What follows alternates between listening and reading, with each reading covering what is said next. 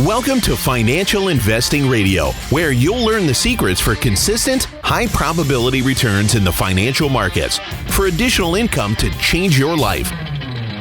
Grant creates consistent, high-probability trading systems for the financial markets and has applied them over the past 5 years.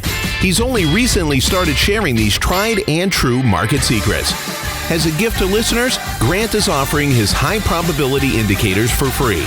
Go to financialinvestingradio.com and download yours today.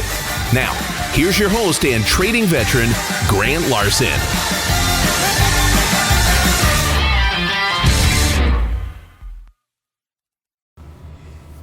Hey everybody, this is Grant. Thanks for joining. So I was, a number of years ago, I lived in Chicago. I was thinking back, it was actually during the time that Michael Jordan was in his NBA reign. And anyway, we would buy these tickets. They were the standing room only tickets, right, in the old Chicago Stadium. So this is obviously a while ago. We'd go watch him play. And when he would get into the open court with the ball, he'd leave the earth at the top of the key and he'd just start floating, right? And you could even see his tongue sticking out all the way back up where we were standing. Anyway, that was some fun basketball back then. And it was pretty easy to measure his effectiveness, right? Number of points made, right? Number of assists and passes, number of blocks, and so on. Anyway, so I had a similar desire with investing and trading. I wanted to understand how effective the market was at moving price of a particular instrument, like a stock or a future. And even more important to that, I wanted to know when the market was being ineffective at moving the stock or the future. So I soon learned that this represented an opportunity when they're misaligned. So it was a moment to take notice and look for the opportunities when that took place. Now, I believe that knowing the effectiveness and the moments of ineffectiveness, if I can say it, let me say that again. I think, I'll try that one more time. I believe that knowing the effectiveness and the ineffectiveness moments of a market gives you freedom. You're able to focus on other things. You're able to start giving attention to other things in your life, or to know when you should start looking at a particular instrument, whether it's on a stock or an intraday futures move. Anyway, so the market is more than just what price is, right, that's being traded. Lots of times it's easy for us to think just about it in terms of price, but the price is just an outcome. It's the outcome of the market's behavior and the context. And so, you end up asking the question, well, why does price move? And I suppose it might sound like my economics professor in college, right? So there's supply and demand. We all know that. There's other things, right, like the number of participants. There's timing, time of the day, time of the month. There's world events. There's number of transactions, and so on, right? And so the effect of that effort, or the effect of all the things that go into the market, those impact, and ultimately the outcome is price and its movement. So I'm certainly no basketball expert, but I guess that even when Mr. Jordan was playing, he would not be as effective if he were playing the game sick, right? And so, that would certainly impact him. Now, if the number of participants decreased in the market and the amount of their buying also decreased, the ones that were remaining, and let's say some news also came into the market, there could be less tension, right? And so price may move more quickly, and as it looks to resolve buyers and sellers' demand. So what I wanted to do here is I wanted to look at the E-minis. So I've been looking at stocks over the last several podcasts. Going to look at the E-minis futures here today. There's two charts. If you go to financialinvestingradio.com, go to the podcast charts and video section. In there you'll find FIR number 19. This is podcast number 19. So there's going to be some links there for two charts. One's the market effectiveness chart. The other is the trading chart. Market trade chart. Anyway, open those up. That's if you want to follow along. Anyway, one of the charts shows market effectiveness. The other shows price. And you can see the bias on the effectiveness chart, right? That's one of the things that it tells. It shares multiple things. One of the things it tells you is the effectiveness and the effect on price. Namely, where the higher probability trade locations are, and that's of course interesting to each of us. As you look at the opening, so have both charts up, and I'll talk about it as though you had the market effectiveness chart on the left and the price chart on the right. So if you opened up the market effectiveness chart on the left, look for point A. I marked it point A. That's a gear shift, and whenever I talk about a gear shift, that's what that means. It means that there's a point where the correlation between the elements that comprise the market engine and price, they become disconnected. And so you can see that the market was being effective early in the day as it was pushing price, or as it was pushing up, right? So the challenge was, at point A, it's that the trading on the trading chart at point A was really messy. If you look at it, it was chopping around. That was a hard one to trade.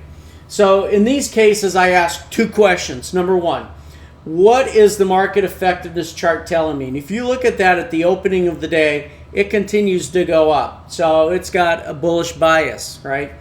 And then the second question is, where's the market structure on the price chart? I need to see a trend line break, and I can't really find that very well or very easily at point A. So I didn't trade point A. Even though I had a gear shift, even though I could tell it was bullish, there just wasn't any good market structure. Things were chopping around too much still, all right?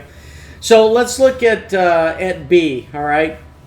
So when you go to B there, and there's a gear shift that occurred there, and you can see that price was falling. So if you see point B on the trade chart as well, you can see that the market effectiveness chart was going up. But in this case, there's better structure, right? There's a much better structure on that particular trade. So here's a cool trick to use, and that is to wait for the market to align and go with that direction. Here's what I mean by that.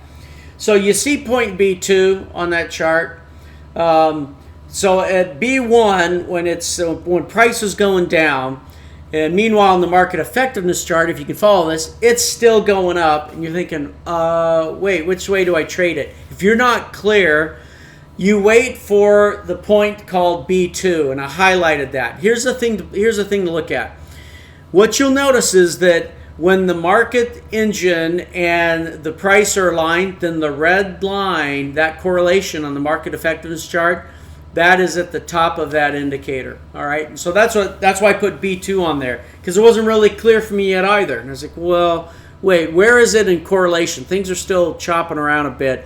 Once those two lined up and went to the top, I realized that gear shift was telling me that this thing's going up. So yeah, then I took it to the upside. All right. So that's, of course, where Jordan, dunks the ball, right? When you've got the market effectiveness chart and price aligned, that is where your opportunity to make a shot. Okay, so let me point out just a couple others here. On the gear shift C1, it was sort of unclear market structure again, right? So the market engine indicator, the green line on the trading chart, was definitely showing trending down, right? But I didn't have good market structure, so I didn't trade that one. So just, again, only trade the gear shifts when you have good structure on the price chart. And what I mean by good structure is that there's a clear trending or guidance in a certain direction, and you can draw a trend line for that and realize, okay, it's out of alignment as it's going up or going down, and you're going to wait for it to come the other direction, all right? C1 didn't give that to me, so even though I had a gear shift, yep, it didn't make sense. So let me point out what D1 and D2 are about, because that's where we do get the clear structure. D1 signal occurs on the gear shift on the market effectiveness chart. And in this case, it's a deep one, right? The misalignment goes really deep. And at the point of D2, the market engine's elements and the price had aligned. In other words, this thing was going down. Price went down. The market effectiveness chart was going down. The alignment showed that that's where the market engine elements and everything was going down.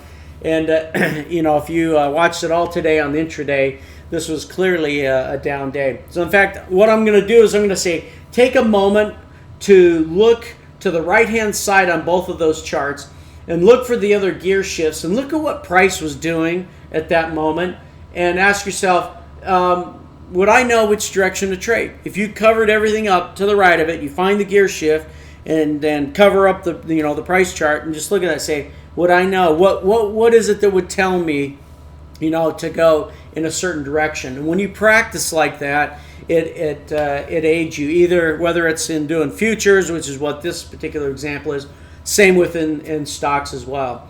All right.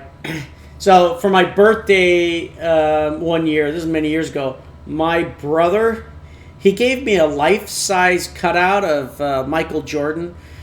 And so I thought it would be a cool idea to put it in the front room. So I put it in the front room, but it eventually scared my wife, because one day she looked out of the corner of her eye. She thought this big, tall guy was standing there.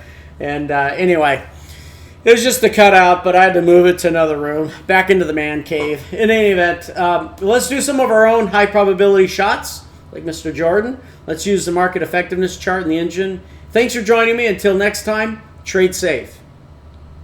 Thank you for joining Grant on Financial Investing Radio. Remember to subscribe and leave feedback. Don't forget to download your free high probability indicators before your next trade. Visit financialinvestingradio.com now.